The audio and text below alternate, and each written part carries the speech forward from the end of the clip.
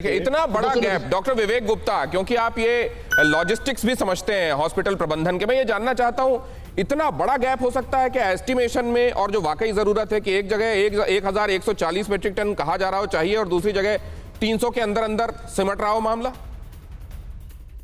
ये बहुत अच्छी बात है और बड़ा इंपॉर्टेंट है डिबेट के लिए। इंपॉर्टेंस इसलिए है कि we have to learn for the third wave, अगर आती है तो, ना आए तो बहुत ही अच्छी बात है। देखिए ऐसा है कि मेरे पास मैंने रिपोर्ट पब्लिक डोमेन से निकाली है और ये रिपोर्ट आपको दिख रही हो तो अवेलेबल है एक्चुअली पब्लिक डोमेन में, जो कि ऑडिट कमेटी ने सुप्रीम कोर्ट में फाइल करी गई है। ठीक है, तो ये बात खत्म हो जाती है कि अवेलेबल है कि नहीं है, साइंड है कि नहीं साइंड है, वो कॉपी बात की बात है, वो तो बात की बात है। अब असली बात है गैप की बात। इसमें देखिए जो डिमांड की थी दिल्ली गवर्नमेंट ने, आउट ऑफ पैनिक करी थी या नहीं की थी, कैलकुलेशन में इतना मिस्टेक क्यों हुआ, क्योंकि जैसा कि देख रहा है जो चार्ट मेरे पास है, तो चार्ट की कॉपी भी आपको दिखा सकता हूँ। उसमें 1140 मीट्रिक टन की डिमांड की गई थी और एस्टिमेशन जो गवर्नमेंट ऑफ इंडिया ने किया वो था 289 metric ton. There is no doubt कि there was huge deficiency of oxygen, especially कुछ समय के लिए। हमारा हॉस्पिटल में ऐसा कभी भी नहीं हुआ, लेकिन कई हॉस्पिटल्स में और लोगों की जान भी गई है। अब ये इसमें एक सोचने की बात होती है कि इतना डिफरेंस और गैप, जैसे गौतम जी आप खुद पूछ रहे हैं, क्यों हुआ। देयर इज नो डाउट कि there is a calculation error. अब कैलकुलेशन एरर हुआ वो तो केजरीवाल जी खुद तो किया नहीं होगा, सीएम खुद नहीं करता, उन कमेटी ने किया होगा, कि बट जितना गैप होने की पॉसिबिलिटी है ही नहीं unless there is a calculation error.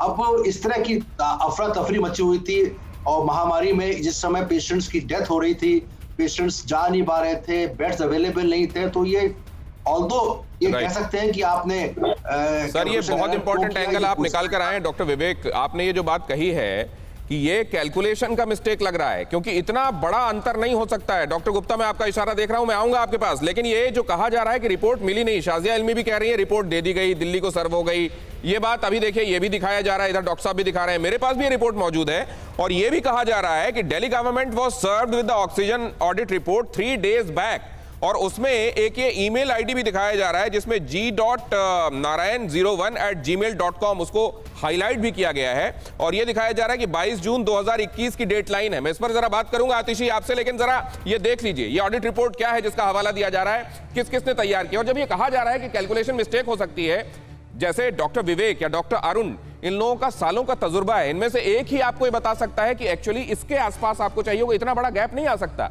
और अगर इतने महत्वपूर्ण लोग, इतने महत्वपूर्ण डॉक्टर्स इस रिपोर्ट को बनाने में शामिल रहे हों तो क्या इतना भारी अंतर हो सकता है? ये बड़ा सवाल है। पहले देख लीजिए ऑक्सीजन की ऑडिट रिपोर्ट क्या कहती है, कौन कौन था इसके बनाने में शामिल।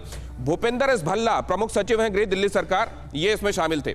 सुबोध यादव संयुक्त सचिव जल शक्ति मंत्रालय, ये इसमें शामिल थे। रणदीप गुलेरिया इसकी अध्यक्षता कर रहे थे, डायरेक्टर हैं All India Institute of Medical Sciences के। Sandeep Buddhiraja Max Health Care Delhi, ये बड़े डॉक्टर हैं। संजय कुमार सिंह ये पैसों के डायरेक्टर कंट्रोलर हैं, विस्फोटक कंट्रोलर, एक्सप्लोजन कंट्रोलर। और एक्चुअली ये जो पैसो है ये पेट्रोलियम प्रोडक्ट्स जो होते हैं और ऑक्सीजन, इनकी सेफ्टी के लिए बना ऑर्गेनाइजेशन है और इन्होंने जो ऑडिट किया है उसमें ये बात कही है कि बड़ा फर्क है जो डिमांड कही गई, जो सब एक्चुअली 5 मई को जब दिल्ली सरकार भी कोर्ट पहुंची, केंद्र की तरफ ही सॉलिसिटर जनरल वहां मौजूद थे, तो यह कहा गया कि 700 मीट्रिक टन और दीजिए, इनको क्यों नहीं दे रहे हैं आप। लेकिन साथ में दिल्ली सरकार को भी यह कहा गया कि आप इतना शोर शराबा मत कीजिए। और उसी दौरान एक्चुअल स्थिति पता करने के लिए यह टास्क फोर्स गठित कर दी गई थी। अब देखिए सांस पर सियासत और रिपोर्ट क्या, जब मरीज 95,000 थे दिल्ली में, तो मुंबई में पीक के समय 92,000 जब थे। अब देखिए ये फिगर तो बहुत ज्यादा अंतर वाला नहीं है, 95,000 और 92,000, लेकिन मुंबई में उस समय चाहिए थे 275 मीट्रिक टन और अगर यहां पर आ जाइए दिल्ली में तो 1140 मीट्रिक टन की डिमांड की गई। इतना बड़ा फर्क आ सकता है क्या? 92,000 पेशेंट्स में 275 मीट्रिक टन मुंबई में चाहिए थे, लेकिन 275 ही पेशेंट्स के मामले में ये जो था ये 1140 मीट्रिक टन हो जाता है। ये क्यों, ऐसा क्यों हुआ? ये एक बड़ा सवाल है। पीक के समय मुंबई को जो चाहिए था, जो डिमांड थी उसके मुकाबले दिल्ली की डिमांड इतनी ज्यादा कैसे हो सकती है, ये बड़ा सवाल है। ऑक्सीजन इमरजेंसी, हकीकत या फसाना। 29 अप्रैल 2021 ऑक्सीजन की डिमांड 976 मीट्रिक टन, दिल्ली में नए केस 24,235। 6 मई 2021 700 मीट्रिक टन ऑक्सीजन की डिमांड, 25,462 दिल्ली में केसेस।